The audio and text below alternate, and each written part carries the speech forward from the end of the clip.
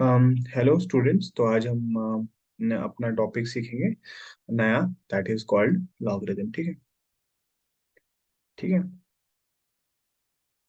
तो क्या होता है लॉगरिदम्स? तो सबसे पहले इसको लिखते कैसे हम? इसको लिखते हैं हम इस तरीके से, लॉग ऑफ, इस तरीके से।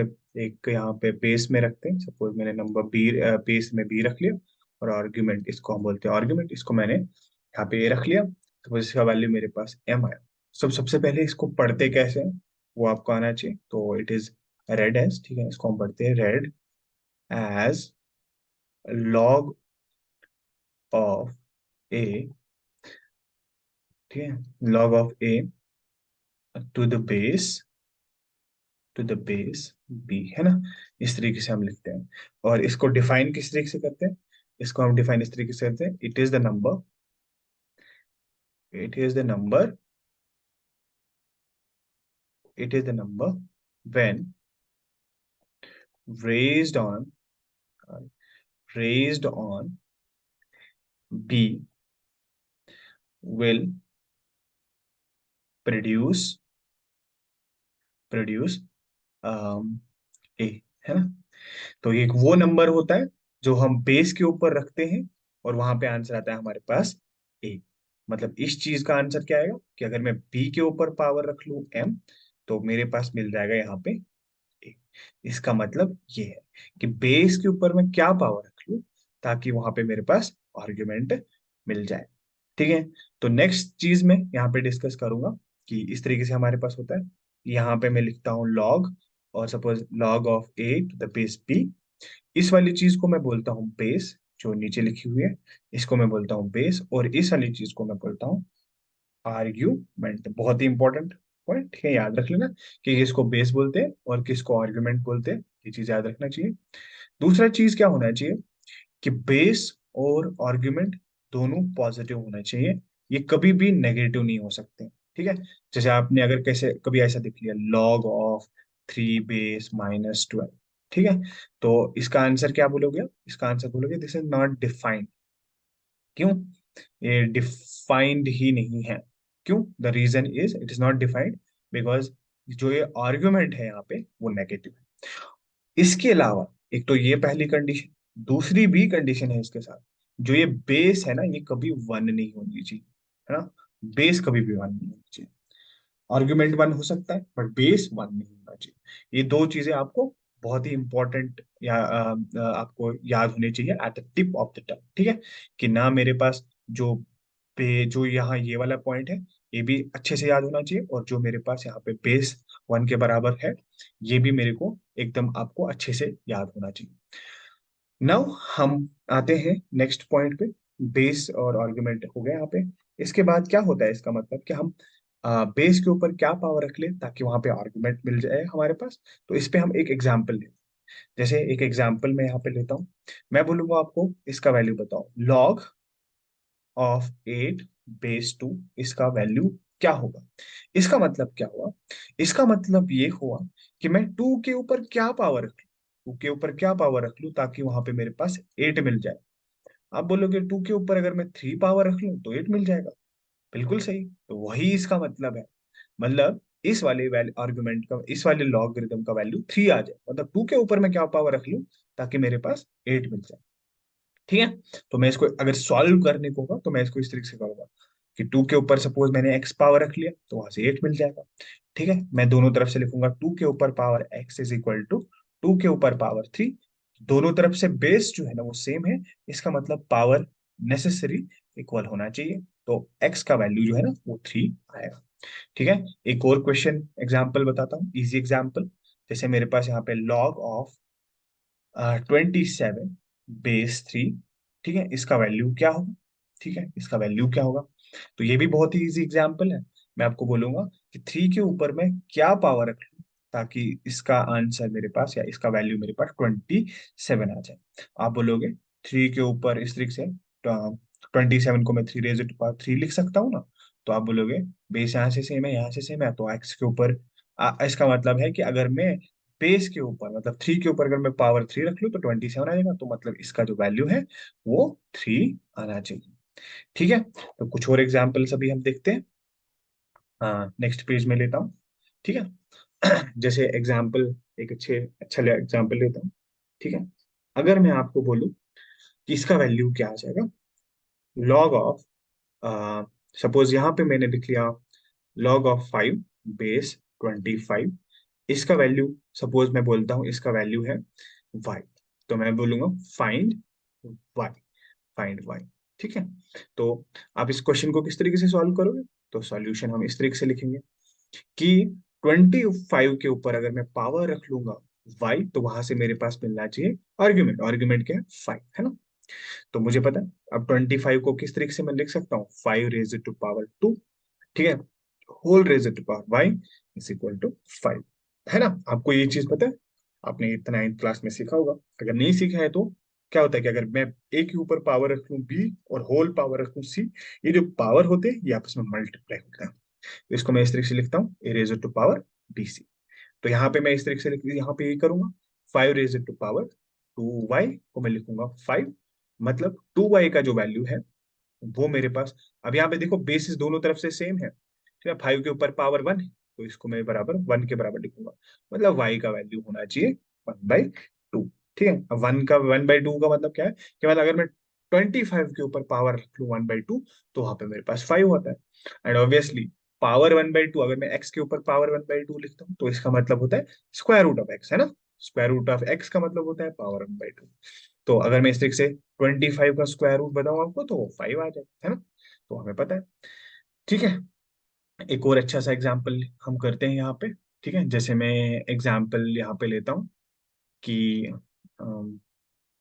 जैसे मैं एग्जाम्पल लेता हूँ कि लॉग ऑफ से यहाँ पे 1/2 बेस 64, ठीक है। सपोज इसका वैल्यू है अल्फा, तो मैं बोलूंगा आपको फाइंड अल्फा।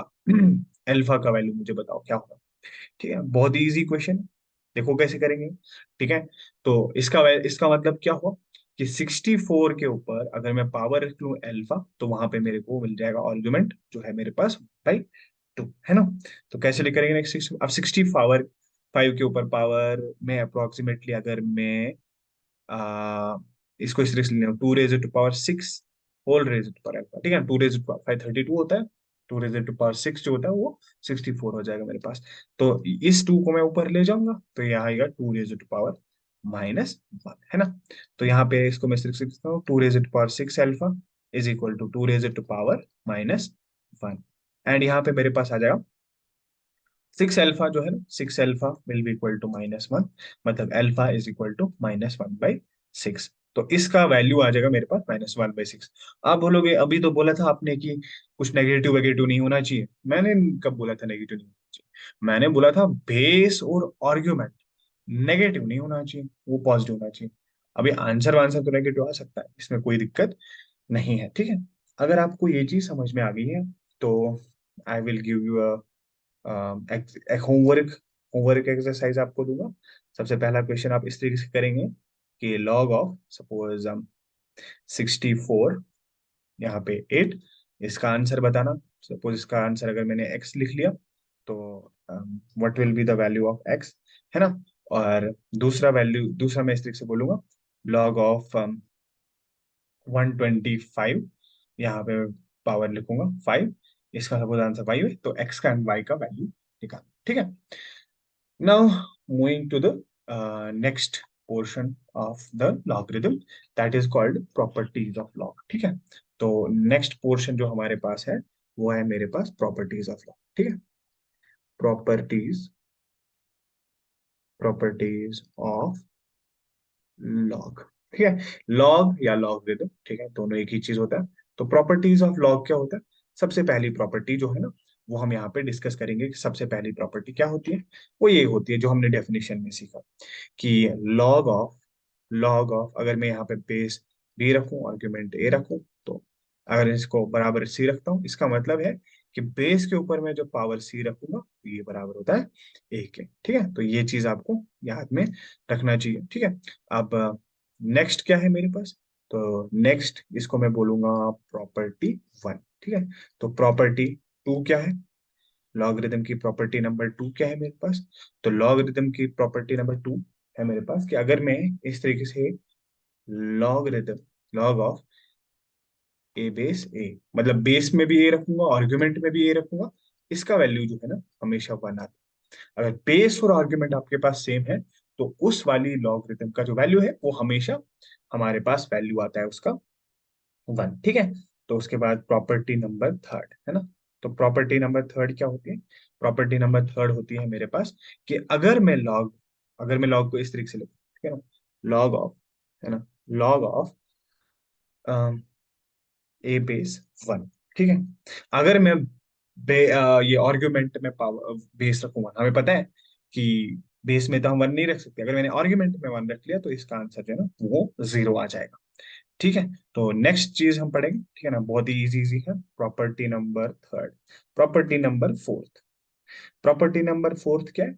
कि अगर आपके पास इस तरीके से है, लॉग ऑफ, मैं इसको ब्लैक में लिख लेता हूँ ताकि समझ में आ जाए। ठीक है, log of B A raise to power k. तो ये हमारे पास ये जो पावर है ना, आर्ग्यूमेंट पे पावर है ना बी, तो ये सीधे यहाँ पे आ जाएगा। इसको मैं इस तरीके से लिख सकता हूँ कि log of A base B, इस तरीके से मैं लिख सकता हूँ। ठीक है। तो जैसे मैं एक एग्जांपल यहाँ पे लूंगा, ठीक है, बहुत छोटी सी एग्जांपल लूंगा मैं आपको बोलूंगा लॉग ऑफ थ्री, इसका एट का वैल्यू क्या होगा? आप बोलोगे ये तो इस तरीके से log of three base eight का को मैं लिख सकता हूँ two raise to power three. हाँ बिल्कुल लिख सकते हैं। अब इस थ्री को मैं इधर ला सकता हूँ नीचे, तो यहाँ से three log of three base two. तो यहाँ पे ये इसका आंसर आ सकता है। ठीक है। और प्रॉपर्टीज को हम यहाँ पे डिस्कस करेंगे। ठीक है। कि अब अगर ये पावर मेरे पास आर्ग्यूमेंट में ना होके, आर्ग्यूमेंट में ना होके मेरे पास अगर ये पावर जो है ना, ये कौन सी प्रॉपर्टी है? Property number fifth. अगर ये अगर ये पावर जो है ना बेस में ना होके, सॉरी आर्ग्यूमेंट में ना होके बेस पे अगर ये पावर आ गया, तो तब हम क्या करेंगे? Suppose log of B raise to power k A. ठीक है। तो तब क्या हो जाएगा, जो के है ना ये बाहर आ जाएगा, बट इसका रेसिप्रोकल हो जाएगा। ऐसे मैं लिख सकता हूँ वन डिवाइडेड बाई के लॉग ऑफ, इसको मैं लिख सकता हूँ बी और इसको लिख सकता हूँ ए। जैसे एक एग्जांपल छोटी सी मैं आपको दिखाऊं, ठीक है, बोलूंगा बताओ इसका वैल्यू क्या है? Log of 25 base two base four, है ना, इसका वैल्यू बताओ क्या होगा? इसका वैल्यू ये होगा, मैं इसको इस तरीके से लिख सकता हूँ, लॉग ऑफ 25 को मैं लिख सकता हूँ five raise to power two, और फोर को मैं लिख सकता हूँ two raise to power two, है ना। अब क्या होगा यहाँ पे, ये टू जो है ना ये सीधे आ जाएगा यहाँ पे, वन बाई टू हो जाएगा इसका, है ना, log of five base two raise to power two. अब ये टू जो है ना ये सीधे आ जाएगा यहाँ पे, तो ये आएगा इस तरीके से टू डिवाइडेड बाई टू, है ना, ये सीधे यहाँ पे ये वाला टू जो है ना ये यहाँ पे मल्टीपल होता है ना, तो two raise to power two. यहाँ पे मैं लिख सकता हूँ log of two base five, ये टू और टू कैंसिल होगा, तो इसका आंसर आ जाएगा मेरे पास log of two base five. तो that is the answer of this question. अब नेक्स्ट किस तरीके से हमारे पास है, let's see property number next, that is property number six I guess, है ना।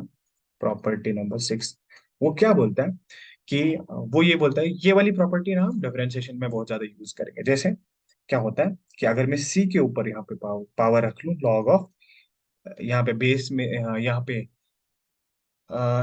पे बेस में ए लिखूं और आर्गुमेंट बी रखूं, तो याद रखना ये जो ये वाला बेस है ना ये इस आर्गुमेंट से एक्सचेंज हो सकता है।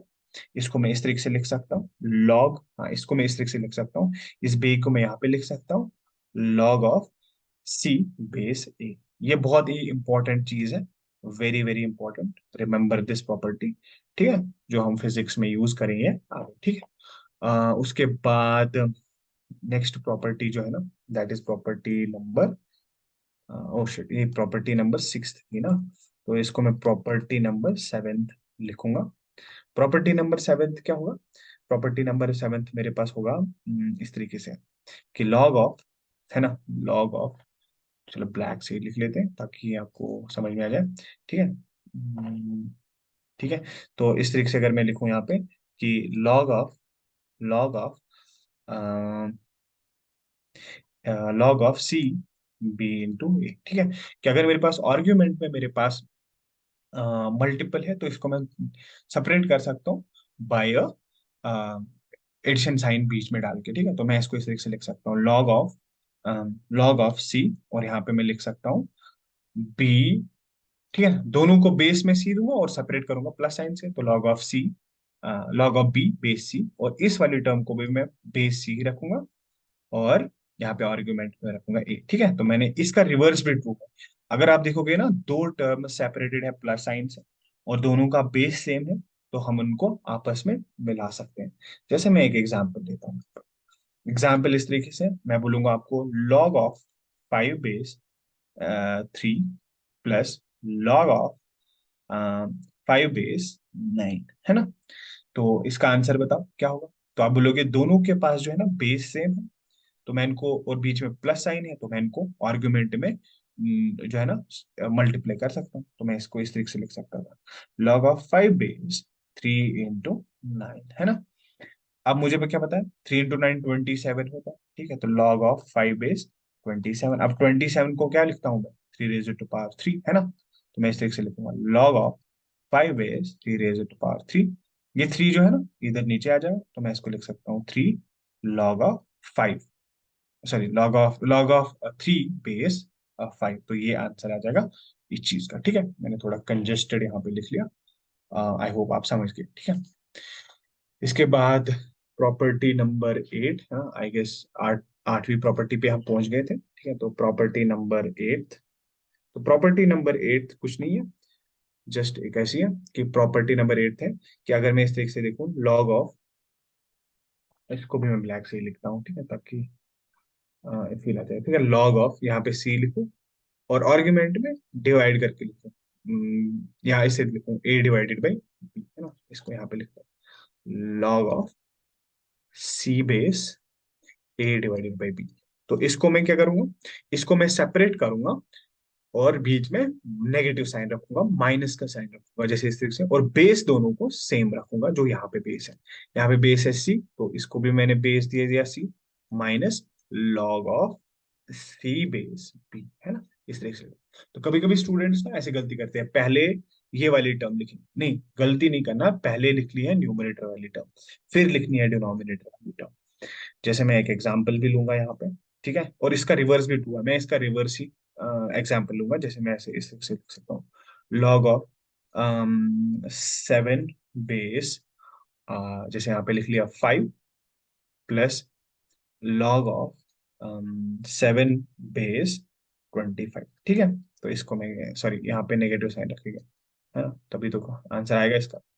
ठीक है, तो मैं इस तरीके से इसका आंसर लिख सकता हूँ कि लॉग ऑफ 7, दोनों के बेस 7 है, तो मैं क्या करूंगा, मैं इनको डिवाइड में लिखूंगा। ये वाली टर्म जो होगी न्यूमरेटर में आएगी, ये वाली टर्म डिनोमिनेटर में आएगी। ठीक है, जिसके साथ नेगेटिव साइन, तो मैं इसको लिख सकता हूँ 5 डिवाइडेड बाई 25। ठीक है, तो मुझे पता है 5 1 जार 5, 5 5 जार 25, तो इस तरीके से आ जाएगा लॉग ऑफ 7 1 डिवाइडेड बाई 5। या तो आप ऐसे छोड़ सकते हो, या थोड़ा और मैनिपुलेट करोगे, आप बोलोगे ये ऊपर आनी चाहिए 5 टर्म, तो उसको ऊपर लाओ, तो ये बन जाएगा इस तरीके से, लॉग ऑफ 7, और यहाँ पे 5 रेज़ टू पावर -1 में इसको लिख सकता हूँ, माइनस यहाँ पे मैं इसको लॉग ऑफ 7 बेस 5। ठीक है, नेक्स्ट प्रॉपर्टी जो है ना, वो मैं आपको बताता हूँ जल्दी जल्दी। ठीक है, तो दैट इज प्रॉपर्टी नंबर 9, है ना, प्रॉपर्टी नंबर 9 आई गेस। ठीक है, प्रॉपर्टी नंबर 9 क्या बोलती है, प्रॉपर्टी नंबर 9 ये बोलती है कि अगर मेरे पास इस तरीके से है, लॉग ऑफ, सपोज यहाँ पे सी है और यहाँ पे पावर है, यहाँ पे आर्ग्यूमेंट में एक्स डिवाइडेड बाई 1, अगर मैं इनको पावर्स को उल्टा कर दूंगा, ठीक है, रेसिप्रोकल इनका लूंगा, तो यहाँ पे एक नेगेटिव साइन जनरेट होगा। तो इसको मैं इस तरीके से लिख सकता हूँ, नेगेटिव लॉग ऑफ सी, और ऊपर आएगा वाई, नीचे आएगा एक्स। ठीक है ना, तो ये भी बहुत ही इंपॉर्टेंट प्रॉपर्टी है, जो लोग जो है ना भूल जाते हैं। तो मैं यहाँ पे जो है ना, ये वाला स्टेप जो मैंने यहाँ पे किया, यहाँ पे मैं ये वाली प्रॉपर्टी लगा सकता हूँ, क्योंकि हमें पढ़ी नहीं थी तो मैंने एक्सप्लेन किया। तो यहाँ मैं इसका रेसिप्रोकल ले सकता था, यहाँ पे नेगेटिव साइन लिख सकता था, और इसको मैं डायरेक्ट ऐसे लिखता था। ठीक है ना, तो ये अभी हमारे पास इस तरीके से हम इसका यूज कर सकते हैं। ठीक है, तो आई गेस हमने सभी लॉगरिथम की जो प्रॉपर्टीज है वो अच्छे से पढ़े। तो एक एग्जांपल मैं करता हूँ, ठीक है, ताकि आपको यहाँ पे फील आ जाए थोड़ा सा कॉन्फिडेंस। ठीक है, जैसे अगर मेरे पास यहाँ पे log of 3 base, log of 3 base A raise to power 5 multiplied by B raise to power 7। तो इसका आंसर क्या आ जाएगा? ठीक है, इसका आंसर ये आ जाएगा। मुझे पता है बेस यहाँ पे सेम है, तो मैं इनको सेपरेट करूंगा by plus sign, by plus sign. तो कैसे करूंगा? दोनों को बेस रखूंगा, ये वाली जो इसके पास भी है, जो यहाँ पे 3 है, तो मैं दोनों को बेस 3 दूंगा। प्लस लॉग ऑफ, यहाँ पे भी मैं 3 रखूंगा, फिर रेज टू पावर 7, है ना। अब क्या होगा? अब ये यहाँ पे पावर है तो पावर नीचे आएगा, तो यहाँ पे मैं लिखूंगा 5 log of 3 is log of A base 3, and यहाँ पे मैं लिखूंगा लॉग ऑफ बी बेस 3। और यहाँ पे भी 7, ये पावर जो है ना नीचे आ जाएगा, ये 7 जो है ना ये नीचे आ जाएगा इस तरीके से। तो that is the answer of this question. अगर आपको ये क्वेश्चन समझ में आ गया, अगर आपको ये सब चीज समझ में आ गया, तो मैं आपको एक होमवर्क एग्जाम्पल देता हूँ। होमवर्क एग्जाम्पल आपकी ये है, इसका आंसर निकालना है 2 log of 5, 5 base 3 plus log of 5 base 7। इसका आंसर निकालना है आपको। अगर आपको इसका आंसर में निकालने में कोई दिक्कत हुई, तो यू कैन कॉमेंट डाउन कि हमें इसका आंसर नहीं आया, please tell us the answer. और you can contact me through Instagram, जो आपको नीचे डिस्क्रिप्शन बॉक्स में मिलेगी। Thank you. आई होप आपको ये सब समझ में आ चुका होगा। Thank you, have a nice day.